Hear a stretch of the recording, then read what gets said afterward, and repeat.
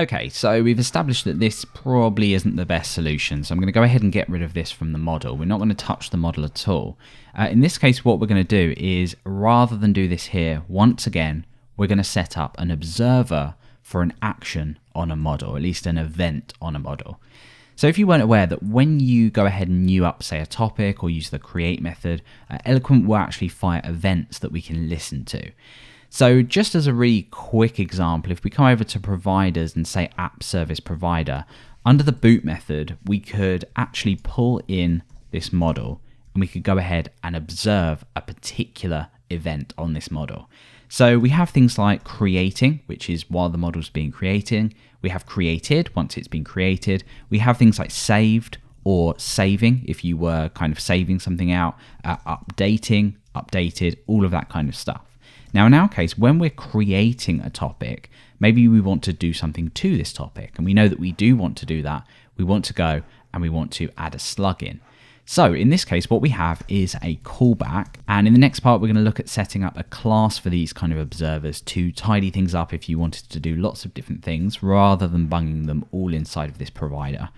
Now into here, we get a topic. So from here, if we just do a die dump on this topic, we know that when we go and create this, we should see this in here. So let's go ahead and refresh, and you can see here, we do in fact get that topic.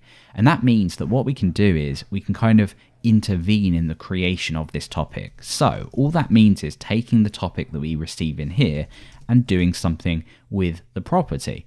Much better solution. We've not had to update our model. We're just creating a separate listener for this event. So now all we need to do is go ahead and say str slug. Because we have that topic in there, we can still grab the title, and that is pretty much it. We're done.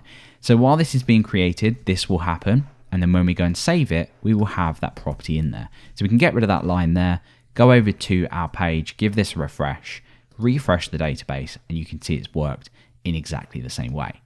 Now, this is all well and good, but sometimes if you were, having a lot of events here, if you had lots of models you were listening to things on, you can imagine this is going to get pretty crazy. So we're going to quickly look at how we would create a separate provider for this, which would at least be the first step in keeping this a little bit tidier, rather than putting everything in our app service provider, because it's highly likely that you'll have other things inside of here as well.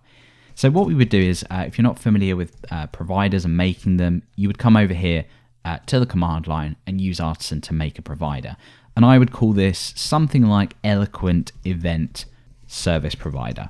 And of course, you can choose any name you want. And if things did get super crazy, you could create a separate one for each model. I wouldn't really recommend doing that, but we'll take a look in the next part at how we create that class. It'll be a little bit cleaner anyway.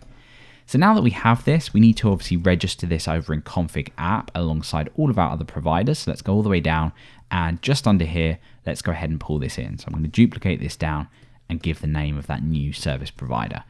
So now we have a kind of separate space to do what we've done over here. So I can take this and leave this kind of alone and go ahead and place it in here instead. And that means that at least we've separated it away from everything else.